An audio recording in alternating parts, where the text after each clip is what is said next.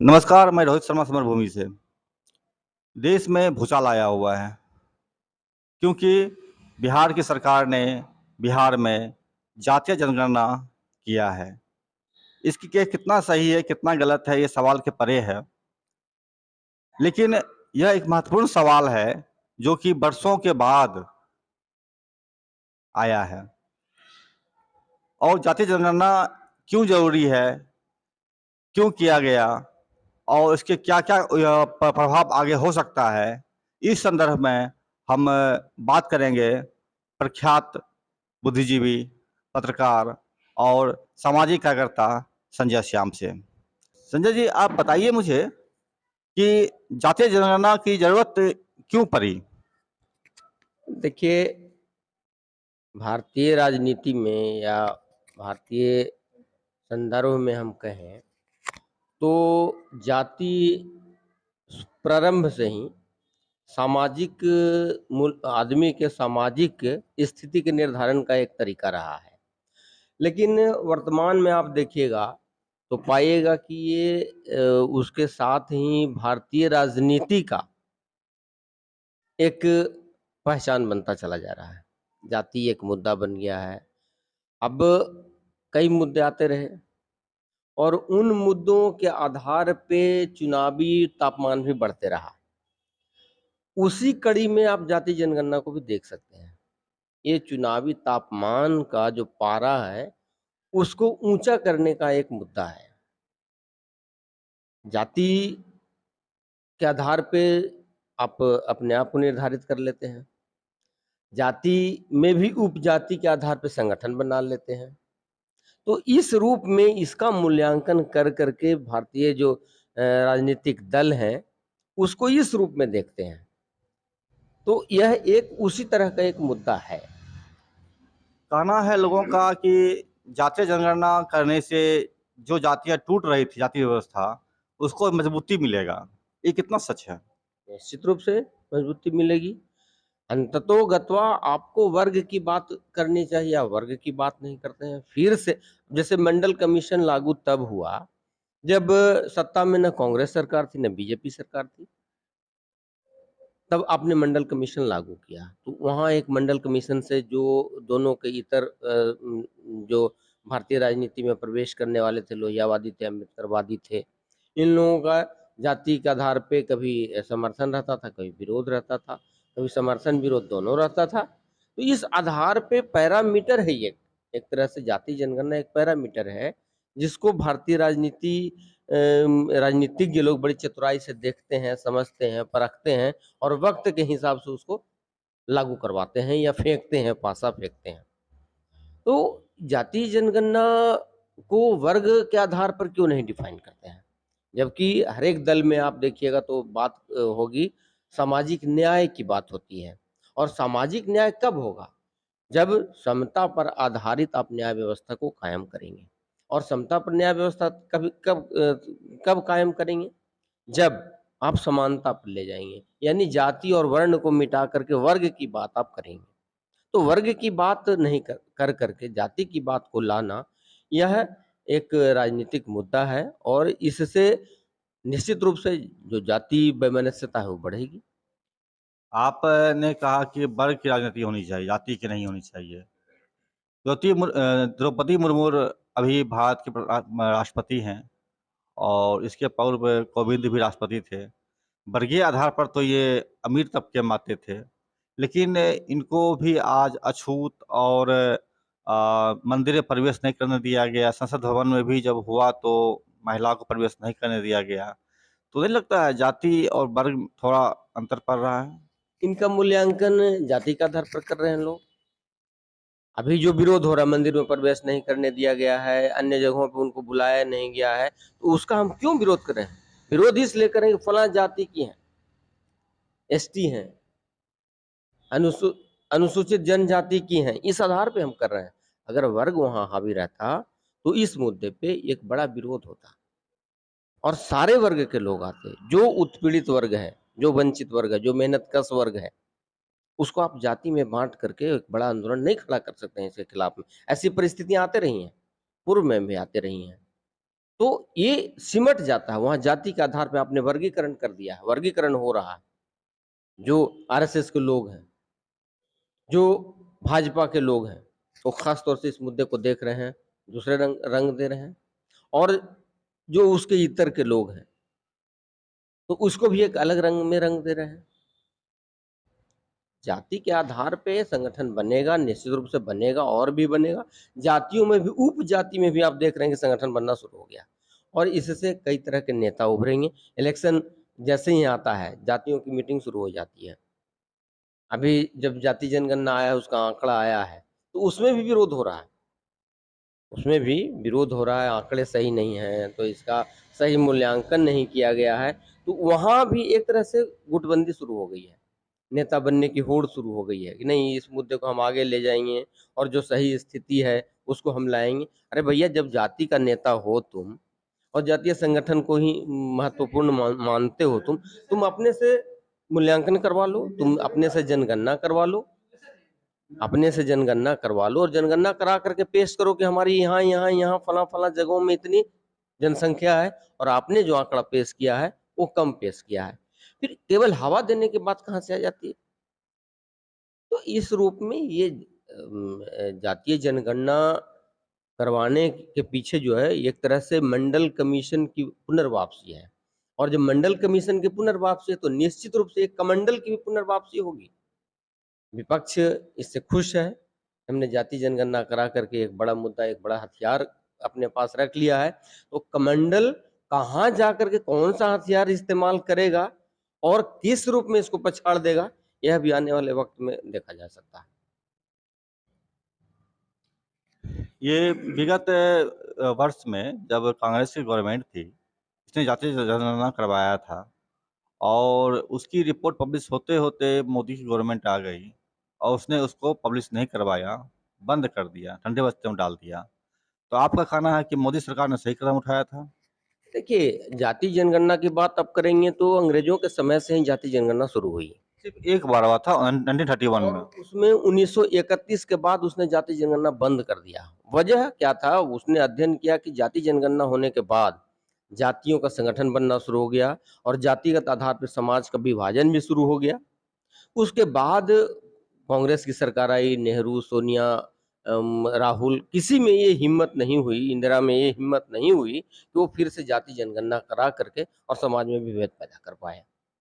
BJP की भी सरकार है, उसने भी इस चीज को देखा, तो ये डर बना हुआ था, सबों में डर बना हुआ था। लेकिन जो समाजवादियों का गुट कहिए, समाजवादी जिसको आप कह रहे हैं, हम तो तथाकथित समाजवादी कहेंगे, तथाकथित अम्बेडकरवादी ज़्यादा सटीक है। तथाकथित ही जो लोग हैं जो सामाजिक न्याय की बात कर रहे हैं और सीधे सीधे हमला जहां होना चाहिए उससे इतर मुद्दों को उठा रहे हैं।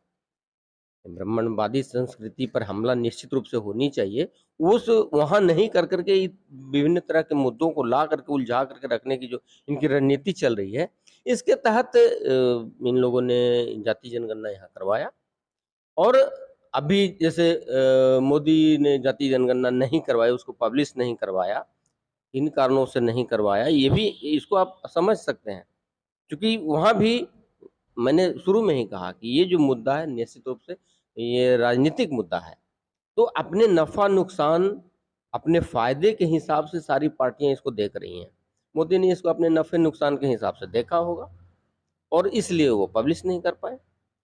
बिहार सरकार ने अब बिहार सरकार ने तो घोषित किया कि हम जाति जनगणना कराएंगे। उस वक्त आप देखेंगे कि बीजेपी के लोगों में भी उसके श्रेय लेने की होड़ मची हुई थी और कुछ विरोध भी कर रहे थे। तो दोनों स्थिति में थे, सांप छुछुंदर की स्थिति में थे ये।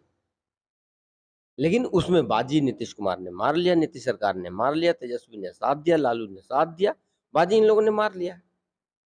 इसलिए उन्होंने पब्लिश नहीं किया तो पाप कर दिया, उन्होंने पब्लिश नहीं करके बेईमानी कर ली, इन्होंने पब्लिश करके न्याय कर दिया। मैं इस पर तटस्थ भूमिका में हूँ। अभी जाति जनगणना आने के बाद खास तौर से आप देखेंगे उत्पीड़ित जो वर्ग है, जो मेहनतकश वर्ग है, उसके सामने दो तरह की जिम्मेवारी ज्यादा बढ़ गई है, दो तरह का चैलेंजिंग आ गया है। एक तो है कि वर्ण और जाति के आधार पर जो उनका उत्पीड़न हो रहा है, जो उनका शोषण होता है, जो उनके साथ उनकी पीड़ा होती है, उससे वो कैसे मुक्ति पावे। और सामाजिक न्याय के लिए जो क्रांतिकारी रास्ता है उसको अपनावें और अंततोगत्वा क्रांति के रास्ते पर जा करके इस जाति को हटाने की जरूरत है। समता पर आधारित व्यवस्था के निर्माण के लिए आगे बढ़ना होगा। तो आप ये भी कहना चाह रहे हैं कि जाति विभेद पैदा करता है, तो आरक्षण जो जाति के आधार पर दिया गया है उसे वर्ग के आधार पर दिया जाए। देखिए, आरक्षण समस्या का निदान नहीं है। आरक्षण मिलना चाहिए था, जिन वर्गों को मिलना चाहिए था मिला। आरक्षण में संविधान के तहत आरक्षण दिया गया। आरक्षण वंचितों को मिलना चाहिए था, उत्पीड़ितों को मिलना चाहिए था, जो लोग इसके हकदार थे उनको मिलना चाहिए था। हम समर्थन में, लेकिन अंततोगत्वा इसको आप निदान मान लेने की भूल मत कीजिए। ये निदान नहीं है, ये शोषक शासक व्यवस्था से उसका निदान नहीं है। ये जो निजीकरण व्यवस्था है, जो उदारीकरण की व्यवस्था, जो वैश्वीकरण की व्यवस्था, इससे आरक्षण निजात नहीं दिला सकता है। वहां इसको राजनीतिक प्रतिक्रियावादी के रूप में देखा जा रहा है। क्यों देखा जा रहा है? उनको डर है कि यहाँ भी आरक्षण के तहत, जाति जनगणना के तहत जो मामला आया, आरक्षण के तहत वहां वहां भी आरक्षण लागू करेंगे, वहां भी सीट रिजर्व करेंगे। इस रूप में देख रहे हैं लोग। अंततोगत्वा आरक्षण मिलना चाहिए था, मिल गया। लेकिन आरक्षण के बाद जो स्थिति बनेगी ये निदान नहीं है। उसके बाद जो समाज की व्यवस्था होगी, सामाजिक न्याय की व्यवस्था जिसको हम कहते हैं, समता पर आधारित व्यवस्था की जो हम बात करते हैं, वहां हम समझते हैं कि आरक्षण से आगे निकल करके सोचना होगा। तो अभी राहुल गांधी ने एक प्रेस कॉन्फ्रेंस में जब उनसे यही सवाल पूछा गया था, जाति जाति जनगणना क्यों, तो उन्होंने पूछा कि आप मुझे ये बताइए कि इसमें एसटी कितने हैं? एक भी नहीं। एसटी एससी कितने हैं? एक भी नहीं। ओबीसी कितने हैं? एक भी नहीं। उन्होंने कहा कि मुझे बस यही जानना है कि किस जगह पर कितने लोगों की प्रतिशत दलित, आदिवासी, ओबीसी इन लोगों की है। तो क्या आप राहुल गांधी की इस बात से इत्तेफाक नहीं रखते कि सत्ता तंत्र में किस जगह कितने एससी, एसटी, ओबीसी या किस जाति के लोग प्रतिनिधित्व कितना है वो मालूम हुआ जाए? मालूम होना ही चाहिए। तो आंकड़े हैं, सरकारी आंकड़े हैं, सरकार प्रकाशित कर सकती है, सरकार को प्रकाशित करना चाहिए। राहुल गांधी सत्ता में रहे, उनकी पार्टी सत्ता में रही है। आखिर राहुल गांधी को आज क्यों समझ में आया कि कांसीराम के इस नारे को, कि जिसकी जितनी हिस्सेदारी उसकी उतनी भागीदारी, इस नारे को आज अडॉप्ट करने की इनको जरूरत क्यों पड़ गई? कांसीराम ने बहुत पहले नारा दिया था, उस वक्त ये कहाँ सोए हुए थे, उनकी सरकार थी। इस नारे के तहत अगर काम करना चाहते थे, आंकड़े को जानना चाहते थे, तो उस वक्त भी जान सकते थे और उचित प्रतिनिधित्व दे सकते थे। वो भी उन्होंने कहाँ दिया? नियत तो उनकी भी साफ नहीं रही है। इसलिए जाति जनगणना को एक मुद्दे के रूप में कहा, हमने कहा ना कि नफा नुकसान के हिसाब से जो सारे चुनावी दल हैं उसको नफा नुकसान के हिसाब से देख रहे हैं।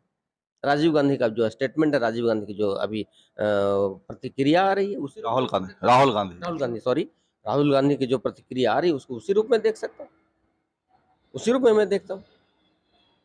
आप ये बताएं कि ये जो ईडब्ल्यूएस का जो आरक्षण दिया गया था ब्राह्मणों को या अपर कास्ट के लोगों को 10% का, तो ये सही था? देखिए, मैंने शुरू में कहा कि आरक्षण भी एक मुद्दा है और पार्टियां अपने नफे नुकसान के हिसाब से देती हैं। अगर उनको लगा, जो सामाजिक न्याय की बात करने वाले लोग थे जिन्होंने नारा दिया और सामाजिक न्याय के तहत आरक्षण को बढ़ा चढ़ा करके पेश किया, इसी आरक्षण से ही, एकमात्र आरक्षण से ही सारी चीजें संभल जाएंगी, तो इसको इसके तहत देखा कि हमको नुकसान हो रहा है, जो दूसरे लोग थे, तो उन लोगों ने ईडब्ल्यूएस लागू किया। तो ये समस्या के निदान की तरफ आप बढ़ेंगे तो दोनों को देखना होगा। और हम समझते हैं कि समस्या के निदान की तरफ जाने पर ये दोनों जो मामले चल रहे हैं ये भटकाने वाले मामले हैं। भटकाने वाले मामले हैं। तो मुझे आप ये बताइए कि ये जो कुछ साल पहले, संभवतः अंग्रेज आने के पहले, भारत में 100% आरक्षण था। मसलन सत्ता में अपर कास्ट के लोग रहेंगे, नाली साफ करने के लिए लोअर कास्ट के लोग रहेंगे। ये आरक्षण भी तब सही था? नहीं, समाज को जो आपने बांटा है, चार वर्णों में जो बांटा है, उसके तहत शुरू से देख रहे हैं आपकी जो शोषक प्रवृत्ति के लोग थे, उन लोग राज करते रहे थे। वो उस व्यवस्था के विरोध में सारे लोग खड़े हैं, लड़ाइयाँ लड़ी गई हैं, लड़ाइयाँ लड़ी गई हैं। और भगत सिंह ने तो साफ तौर पर इसके खिलाफ में कहा था कि ये लड़ाई निश्चित रूप से तब तक होनी चाहिए जब तक एक मनुष्य का मनुष्य के ऊपर और एक राष्ट्र का राष्ट्र के ऊपर शोषण बरकरार रहेगा, तो एक मनुष्य के ऊपर मनुष्य का शोषण था, इसके खिलाफ में लड़ाई लड़ी जानी चाहिए। हम इसके पक्षधर नहीं हैं कि वो व्यवस्था सही थी और आज की जो व्यवस्था है वो सही हुई है। चेतना का सवाल जैसे-जैसे आएगा, चेतना जैसे-जैसे बढ़ेगी, तो ये सारी चीज़ें आएँगी और उसके आधार पे हम आगे का रास्ता तय करेंगे। जब आरक्षण की बात चल ही रही है, तो मुझे ये बताइए, आदिवासियों के क्षेत्र में 5% का आरक्षण दिया गया है, जहाँ की किसी जाना नहीं है, ज़मीन नहीं खरीदनी है या बहुत अच्छी चीज़ वहाँ पर है और हर निर्णय वहाँ का जो ग्राम सभा है, वो करेगी। ये भी गलत है? बिल्कुल गलत है। आदिवासियों के सवाल पे आप देखेंगे कि अभी भूमि अधिग्रहण बिल आपने लाया। भूमि अधिग्रहण बिल ला करके आदिवासियों की ज़मीन को हड़पने का आपने तरीका अपना लिया।